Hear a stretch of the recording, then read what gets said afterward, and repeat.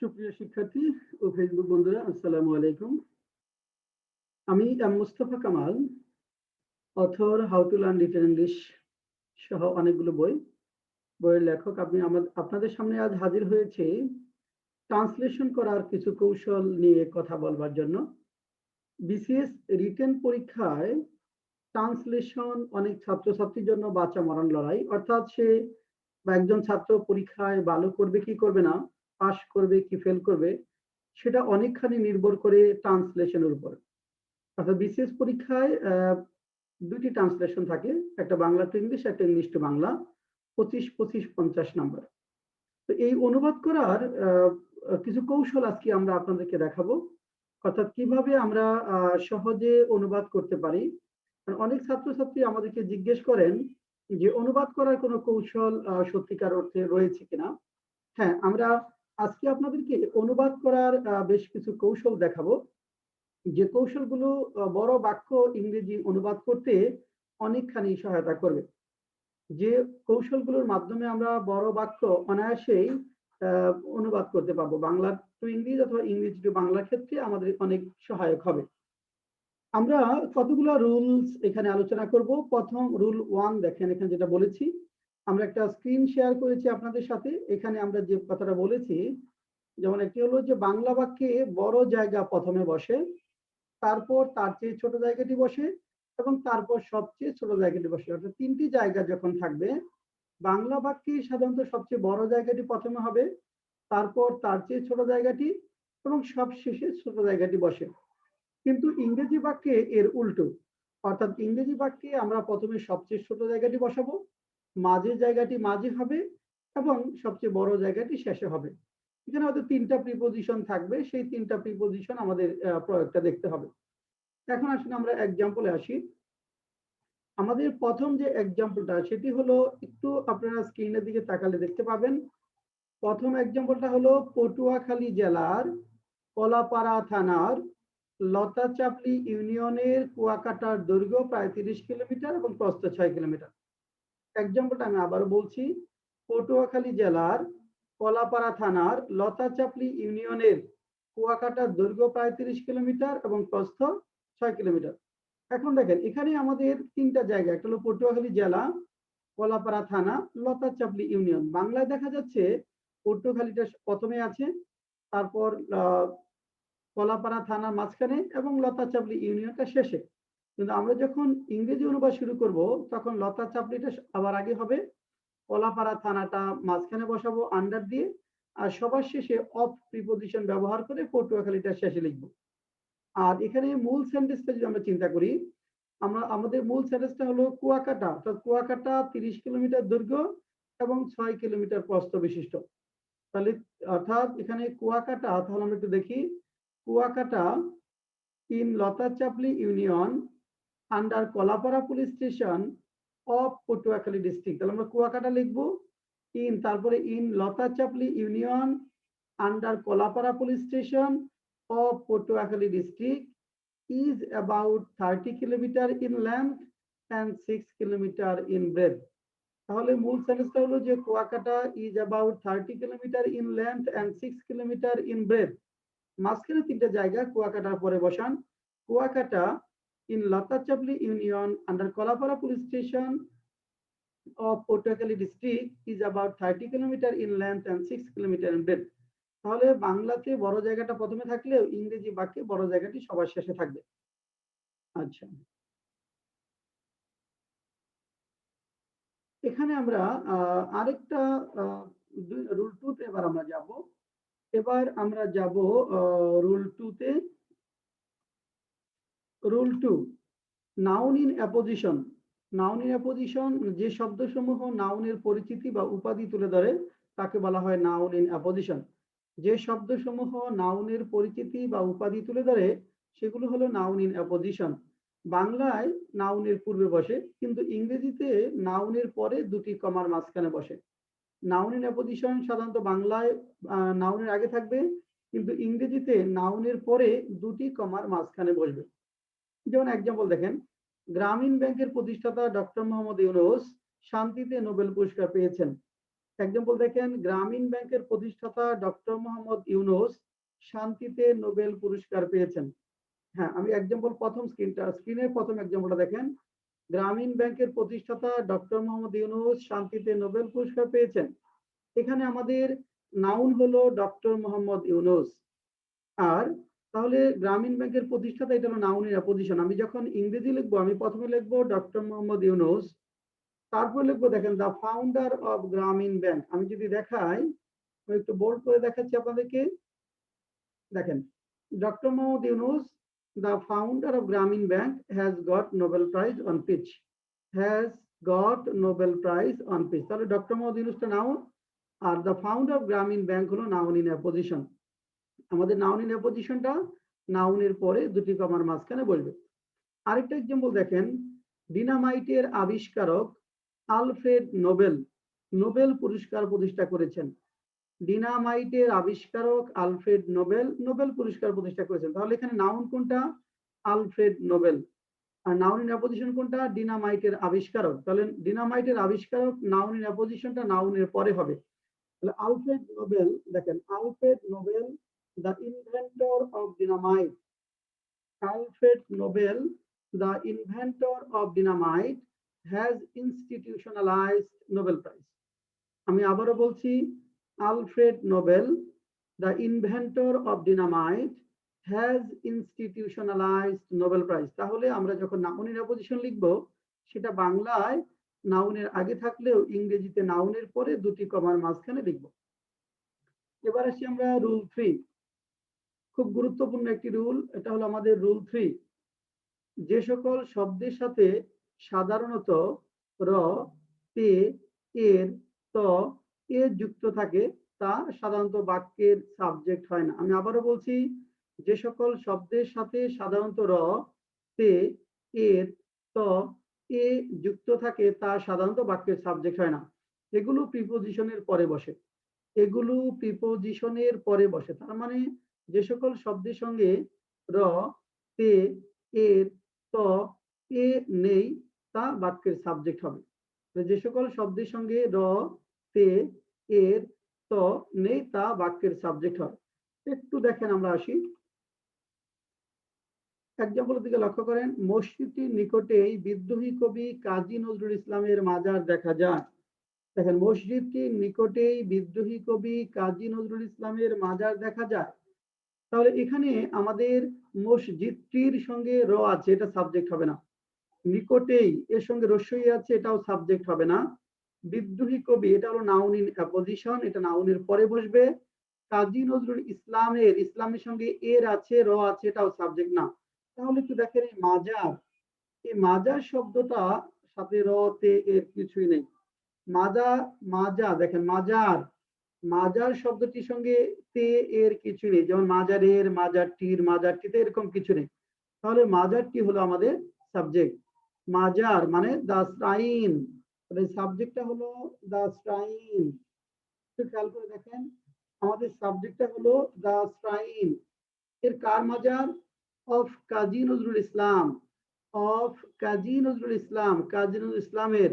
উনিকে, একটা noun in apposition আছে, দা rebel poet, দেখা যায় প্যাসিভ ফর্মে আছে, is found near by the mosque. The shrine of Kazi Nazrul Islam is, the rebel poet is found near by the mosque. তারপরে আরেকটা example দেখেন, বাংলাদেশে উৎপন্ন ঔষধ পৃথিবীর বিভিন্ন দেশে রপ্তানি হয়। বাংলাদেশে উৎপন্ন ঔষধ পৃথিবীর বিভিন্ন দেশে, বাংলাদেশের সঙ্গে একার আছে, এটা সাবজেক্ট হবে না। উৎপন্ন ঔষধ, এটা পাস্ট পার্টিসিপল, পৃথিবীর সঙ্গে র আছে, এটাও সাবজেক্ট না। বিভিন্ন দেশে, হ্যাঁ, এটাও সাবজেক্ট না। তাহলে দেখেন, এখানে আমাদের উৎপন্ন ঔষধ, ঔষধ হলো সাবজেক্ট। তাহলে এখানে the medicine manufactured in Bangladesh, the medicine manufactured in Bangladesh is exported to various countries of the world. The medicine manufactured in Bangladesh is exported to various countries of the world. তাহলে যে সকল শব্দের সঙ্গে র, তে, এর যুক্ত থাকবে, তা সাধারণত বাক্যের সাবজেক্ট হবে না। রুল 4 আমরা যাই। রুল 4, বাংলা বাক্যে দুটি সময় ও স্থান নির্দেশক শব্দের বড়টি প্রথমে বসে আর ছোটটি পরে বসে। আমি আবারও বলছি, বাংলা বাক্যে দুটি সময় এবং স্থান নির্দেশক শব্দের বড়টি প্রথমে বসে আর ছোটটি পরে বসে, কিন্তু ইংরেজিতে ছোটটি আগে এবং বড়টি পরে। কিন্তু ইংরেজিতে ছোটটি আগে এবং বড়টি পরে। যেমন দেখেন, তিনি আগামীকাল সকাল 10টায় এখানে উপস্থিত থাকবেন। আমরা যদি বলি তিনি আগামীকাল সকাল 10টায় এখানে উপস্থিত থাকবেন, এখানে আগামীকালটা হলো বড় সময়, সকাল 7টায় হলো ছোট সময়, তাহলে সকাল 7টাকে আমরা আগে লিখবো। অর্থাৎ he will remain present at 7 a.m. tomorrow। তাহলে he will remain present at 7 a.m. tomorrow। He will remain present at 7 a.m. tomorrow। তিনি 2018 সালের জুনে এটা করবেন। He will do it in June 2018। আচ্ছা, তারপরে আমরা একটু দেখি রুল 5। রুল 5 এ বলা হয়েছে ইংরেজি বাক্যের শেষ অংশ থেকেও অনেক সময় বাংলা ট্রান্সলেশন শুরু করা যায়। ইংরেজি বাক্যের শেষ অংশ থেকেও অনেক সময় বাংলা অনুবাদ শুরু করা যায়। এই রুলটা আমরা অনেকেই বলে থাকি, এটাকে বেস ধরে করতে বলি। এটাকে সবসময় বেস ধরে করা যাবে না। এই রুলটাকে সবসময় বেস ধরে করা যাবে না। এটা আমরা কখন করতে পারবো? বিশেষ করে শেষের অংশে যখন প্রিপোজিশন থাকবে এবং তারপরে আরো অংশ বিশেষ থাকবে, তখন শেষ অংশ থেকে বাংলা অনুবাদ করলে ভালো মিলানো যায়। আমি আবারও বলছি, ইংরেজি বাক্যের শেষের অংশে যখন প্রিপোজিশন আছে এবং প্রিপোজিশনের পরে আরো অংশ বিশেষ আছে, তখন বড় সেন্টেন্সের ক্ষেত্রে শেষ অংশ থেকে অনুবাদ শুরু করলে ভালো মিলানো যায়। একটা এক্সাম্পল দেখেন, the mosque is said to have been build during the tenure of the Mughals. একটু ভালো করে দেখবেন, the mosque is said to have been build during the tenure of the Mughals. এখানে একটু দেখেন, এখানে আমাদের শেষে আছে ডিউরিং। ডিউরিংটা হলো আমাদের প্রিপোজিশন। ডিউরিংটা হলো প্রিপোজিশন এবং প্রিপোজিশনের পরে দেখেন আরো অংশ বিশেষ রয়েছে। প্রিপোজিশনের পরে আরো অংশ বিশেষ রয়েছে, সেটা কি? The tenure of the Mughals. The tenure of the Mughals. তাহলে এখানে শেষ অংশ থেকে আমরা অনুবাদ শুরু করতে পারবো, অর্থাৎ during the tenure of the মোগলস। Mughal আমলে, মোগল আমলে মসজিদটি কথিত আছে টু হ্যাভ বিন বিল্ট, নির্মাণ করা হয়েছে। তাহলে মোগল আমলে মসজিদটি নির্মাণ করা হয়েছে বলে কথিত আছে। মোগল আমলে মসজিদটি নির্মাণ করা হয়েছে বলে কথিত আছে। তারপর দেখেন, the great leader has solved the problem with prudence and wisdom. একটু খেয়াল করে দেখেন, এখানে আছে প্রিপোজিশন হলো উইথ, উইথ এর পরে আছে প্রুডেন্স এন্ড উইজডম। তাহলে দূরদর্শিতা ও প্রজ্ঞার মাধ্যমে মহান নেতা সমস্যাটি সমাধান করেছেন। দূরদর্শিতা এবং প্রজ্ঞার মাধ্যমে মহান নেতা সমস্যাটি সমাধান করেছেন। দূরদর্শিতা ও প্রজ্ঞার মাধ্যমে মহান নেতা সমস্যাটি সমাধান করেছেন। তাহলে ইংরেজি বাক্যের শেষের অংশে যখন প্রিপোজিশন থাকবে এবং তারপরে যখন আরো অংশ বিশেষ থাকবে, সেই ক্ষেত্রে ইংরেজি বাক্যের শেষ অংশ থেকে বাংলা অনুবাদ শুরু করলে বাংলাটি ভালো মেলানো যায়। এবার আসি আমরা পরের রুলটাতে যাই। রুল 6। রুল 6, অনেক ক্ষেত্রে বাক্য গঠন করার সময় সাবজেক্ট খুঁজে পাওয়া যায় না। অনেক সময় বাক্য গঠন করার সময় সাবজেক্ট খুঁজে পাওয়া যায় না। এক্ষেত্রে ব্যক্তি বোঝালে ওয়ানকে সাবজেক্ট হিসাবে ধরতে হয়। অর্থাৎ যার দ্বারা কাজটি হচ্ছে তিনি যদি ব্যক্তি হন, তাহলে ওয়ানকে সাবজেক্ট হিসাবে ধরতে হয়। যেমন দেখেন, রিক্সায় করে শাহবাগ থেকে টিএসসি তে যাওয়া যায়। একটু ভালো করে খেয়াল করুন সেন্টেন্সটি। রিক্সায় করে শাহবাগ থেকে টিএসসি তে যাওয়া যায়। রিক্সায় করে এটা সাবজেক্ট না, শাহবাগ জায়গা এটাও সাবজেক্ট না, টিএসসি তে এটা সাবজেক্ট না, জায়গা, যাওয়া যায় হলো ভার্ব। তাহলে এখানে সাবজেক্ট খুঁজে পাওয়া যাচ্ছে না, কিন্তু এই যে যাওয়ার কাজটি এটা করছে হলো একজন ব্যক্তি, তাহলে এখানে ওয়ানকে সাবজেক্ট হিসাবে নিব। অর্থাৎ one can go to TSC from Shahbag by rickshaw. One can go to TSC from Shahbag by rickshaw. আবার বলছি, one can go to TSC from Shahbag by rickshaw. আবার দেখেন, দিন রাত খাটাখাটি করলে পরীক্ষায় ভালো করা যায়। দিন রাত খাটাখাটি করলে, পরের এক্সাম্পলটা দেখেন, দিন রাত খাটাখাটি করলে পরীক্ষায় ভালো করা যায়। এই যে দিন-রাত খাটাখাটি করলে এখানে সাবজেক্ট নাই, পরীক্ষায় ভালো করা যায়, এখানেও সাবজেক্ট নাই। তাহলে এই পরীক্ষায় ভালো করতে পারে কি একজন স্টুডেন্ট বা একজন পারসন? তাই জন্য ওয়ান কে আমরা সাবজেক্ট ধরবো। করলে একটা ইফ আসবে। If one works hard day and night, one can do well in the exam. If one works hard day and night, one can do well in the exam. তাহলে যখন subject খুঁজে পাওয়া যাবে না, কাজটি ব্যক্তির দ্বারা হচ্ছে বুঝালে ওয়ান কে সাবজেক্ট হিসাবে ধরতে হবে। কাজটি ব্যক্তির দ্বারা হচ্ছে বুঝালে ওয়ান কে সাবজেক্ট হিসাবে নিতে হবে। রুল 7, বাক্য গঠন করার সময় সাবজেক্ট খুঁজে পাওয়া না গেলে এবং সাবজেক্ট অব্যক্তি বুঝালে ইট অথবা দেয়ার দ্বারা সেন্টেন্স শুরু করতে হয়। অব্যক্তি যদি হয় তাহলে ইট অথবা দেয়ার দ্বারা সেন্টেন্স শুরু করব। দেয়ার দ্বারা কখন শুরু করব? কোনো জায়গায় কিছু আছে বা নেই বুঝাতে দেয়ার হবে, এবং অব্যক্তি বুঝালে আমরা ইট দ্বারা শুরু করব। যেমন এটা কিনতে 50 টাকার বেশি লাগে না। It cost no more than 50 taka. তাকে রাজি করাতে সৌজন্যতা ছাড়া কিছুই লাগে না। It cost nothing but courtesy to convince him. সুন্দরবনে বাঘ আছে, দেখেন সুন্দরবনে। আরেকটা এক্সাম্পল যদি বলেন যে বর্ষাকালে বাংলাদেশে প্রচুর বৃষ্টি হয়। বর্ষাকালে বাংলাদেশে প্রচুর বৃষ্টি হয়। বর্ষাকালে এটা একটা সময়, বাংলাদেশে একটা জায়গা, অ্যাডভার্ব, বৃষ্টি হওয়াটা ভার্ব। তাহলে এখানে সাবজেক্ট নেই। তখন হবে it rains heavily in Bangladesh in the monsoon. It rains heavily in Bangladesh in the monsoon. আচ্ছা, তাহলে বলছিলাম জায়গায় কোনো কিছু আছে বোঝালে আমাদের দেয়ার ইজ বা দেয়ার আর দ্বারা সেন্টেন্স শুরু করতে হবে। কোনো জায়গায় কিছু আছে বা নেই বোঝালে দেয়ার ইজ বা দেয়ার আর দ্বারা সেন্টেন্স শুরু করতে হয়। যেমন আমাদের গ্রামে একটি খাল আছে। আমাদের গ্রামে আচ্ছা, সুন্দরবনে একটি বাঘ আছে। 3 নম্বর এক্সাম্পলটাকে দেখেন। সুন্দরবনে বাঘ আছে। There are tigers in the Sundarbans. There are tigers in the Sundarbans. আপনার অনেকেই ভুল করে লেখেন যে Sundarban, the Sundarban has tigers. The Sundarban has tigers বলা যাবে না, কারণ ব্যক্তির অধিকার হয়, জায়গার অধিকার হয় না। যেমন আই হ্যাভ এ টাইগার বলা যেতে পারে, আই হ্যাভ এ বুক। হ্যাঁ, কিন্তু সুন্দরবন হ্যাজ টাইগার্স বলা যাবে না। তাহলে কোনো জায়গায় কিছু আছে বা নেই বুঝলে দেয়ার আর দ্বারা সেটা শুরু হবে। তাহলে there are tigers in the Sundarbans. There are tigers in the Sundarbans. সুন্দরবনে বাঘ আছে। আবার আমাদের গ্রামে একটি খাল ছিল। There was a canal in our village. There was a canal in our village. অতীতে ছিল বুঝলে দেয়ার ওয়াজ দিয়ে শুরু করতে হবে, আর বর্তমানে কোন জায়গায় আছে বুঝলে দেয়ার ইজ বা দেয়ার আর হবে। দেয়ারের পরে সাবজেক্ট অনুযায়ী এখানে ইজ বা আর হবে। যেমন এখানে টাইগার্স হলো প্লুরাল, এই জন্য দেয়ারের পরে আর হয়েছে। আর একটি ক্যানাল ছিল সিঙ্গুলার, তাহলে এখানে দেয়ারের পরে ওয়াজ হয়েছে। আচ্ছা, এরপরে আমরা যেটা পাবো রুল 8, প্যাসিভ সেন্স বুঝালে সাবজেক্টের পর একটি বি ভার্ব, তারপর ভার্বের পাস্ট পার্টিসিপল মাধ্যমে বাক্য গঠন করা যায়।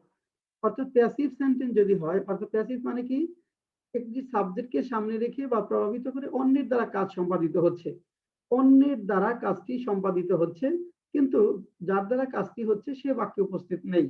সেই ক্ষেত্রে সাবজেক্টের পর একটা বি ভার্ব আনতে হবে। বি ভার্ব মানে কি, হয় অ্যামিজা থাকবে, অথবা ওয়াজ ওয়্যার থাকবে, অথবা ভার্বের পাস্ট পার্টিসিপল ফর্ম থাকবে। যেমন দেখেন, তাকে গত বছর বই মেলায় দেখা গিয়েছিল। তাকে দেখা গিয়েছিল অন্যের দ্বারা, passive. He was seen in the book fair last year. He was seen in the book fair last year. একদিন পর পর আমাদের পরীক্ষা অনুষ্ঠিত হয়। Our exam is held every other day. এটা passive sentence. Our exam is held every other day. দরজাটি ভিতর থেকে বন্ধ পাওয়া গিয়েছিল। The door was found closed from inside. The door was found closed from inside. Rule 9, কোনো বাক্যে থাকলে, গেলে, করলে ইত্যাদি শব্দ থাকলে ইফ দ্বারা সেন্টেন্স শুরু করতে হয়। কোনো বাংলা বাক্যে থাকলে, গেলে, করলে, খেলে ইত্যাদি শব্দ থাকলে ইফ দ্বারা সেন্টেন্স শুরু করতে হয়। যেমন দেখেন, কক্সবাজার গেলে তুমি পৃথিবীর সবচেয়ে বড় সমুদ্র সৈকত দেখতে পাবে। গেলে, if you go to Cox's Bazar you can see the longest sea beach of the world. If you go to Cox's Bazar you can see the longest sea beach of the world. চেষ্টা করলে তুমি বিসিএস ক্যাডার হতে পারবে। If you try you can be a BCS cadre. চালক সতর্ক হলে যাত্রীরা মারা যেত না। If the driver had been alert the passengers would not have died. Rule 10, করলেও, গেলেও, খেলেও এরকম শব্দ থাকলে দো অলদো দ্বারা সেন্টেন্স শুরু করতে হয়। কোনো বাক্যে করলেও, গেলেও, খেলেও এরকম শব্দ থাকলে দো অলদো দ্বারা সেন্টেন্স শুরু করতে হয়। করলেও, গেলেও। যেমন দেখেন, আমাদের দেশের কৃষকেরা কঠোর পরিশ্রম করলেও তারা তাদের ভাগ্যের পরিবর্তন করতে পারে না। এখানে দেখেন করলেও, করলেও। তাহলে এখানে এই যে করলেও থাকার কারণে আমরা দো অলদো দিয়ে সেন্টেন্স শুরু করব। দো অলদোর যেকোনো একটা ব্যবহার করলে হবে। Though our farmers work hard, they cannot change their fate. অথবা although our farmers work hard, they cannot change their fate. এবার আমি যুগ যুগ ধরে চেষ্টা করলেও বাংলাদেশের প্রধানমন্ত্রী হতে পারবো না। করলেও, although I try for ages, I cannot be the prime minister of Bangladesh. Although I try for ages, I cannot be the prime minister of Bangladesh. তাহলে করলেও, গেলেও, খেলেও এরকম শব্দ থাকলে আমরা দো অলদো এর মাধ্যমে সেন্টেন্স করব, শুরু করব। এইভাবে কিছু কৌশলের মাধ্যমে আমরা ইংরেজি অনুবাদ সহজেই করতে পারবো। আজকে আমরা এ পর্যন্তই রাখবো। বাকি আরেকটা ভিডিওতে আমরা বাকিগুলো দেখাবো। আমাদের সব মিলে 18টি রুল আছে। আমরা আজকে 10টি আলোচনা করেছি। দ্বিতীয় ভিডিওতে ইনশাল্লাহ আপনাদেরকে বাকি রুলগুলো আলোচনা করব। আমরা আমাদের এই রুলগুলো আলোচনা করেছি আমাদের how to learn written English এই বইটা থেকে। আপনারা তো অনেকে বই দেখে থাকবেন। How to learn written English Mostafa Kamal, published by Gitanjali Prokashoni. এটা 6th এডিশন এখন মার্কেটে আছে। আমরা এই বইয়ের চ্যাপ্টার 3 তে ট্রান্সলেশন করার কৌশল, ওইখান থেকে কিছু কৌশল নিয়ে আপনাদের সাথে আজ আলোচনা করেছি। আগামী ভিডিওতে ইনশাল্লাহ ট্রান্সলেশন করার এই বাকি কৌশলগুলো আলোচনা করব। আগামী ভিডিওতে আমরা ইনশাল্লাহ ট্রান্সলেশন করার বাকি কৌশলগুলো আলোচনা করব। আশা করি আপনাদের আমাদের সাথে থেকে আপনারা ইংরেজির এই কৌশলগুলো ডেভেলপ করার মাধ্যমে আস্থাশীল প্রস্তুতি নিতে সক্ষম হবেন। এই প্রত্যাশা এবং সবশেষে সবার বিসিএস পরীক্ষার্থীদেরকে জন্য শুভকামনা প্রত্যাশা করে আজকের মতো, হ্যাঁ, সবার জন্য শুভকামনা জানিয়ে আজকের মতো এখানে শেষ করছি। আল্লাহ হাফেজ।